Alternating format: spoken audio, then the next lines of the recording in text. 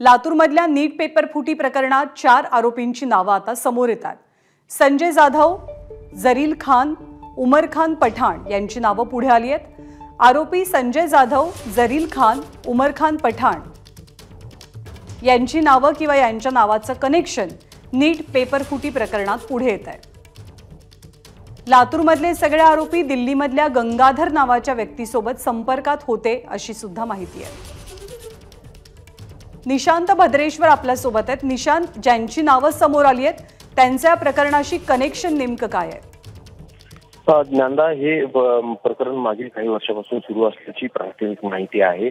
कारण दिल्लीकडच्या भागात असणारा गंगाधर जो व्यक्ती आहे तो लातूर मधला पठाण आणि जाधव नावाचे जे प्राथमिक शिक्षक आहेत जिल्हा परिषदेमध्ये त्यांच्या संपर्कात होता। त्याचबरोबर धाराशिव जिल्ह्यातील उमरगा येथील औद्योगिक प्रशिक्षण संस्थेत काम करणारे इरन्ना कुनगलवार यांच्याही तो संपर्कात होता आणि यांच्याकडून जी माहिती मिळालेली आहे पोलिसांना प्राथमिक, त्याच्यामध्ये 12 ऍडमिट कार्ड सापडलेले आहेत।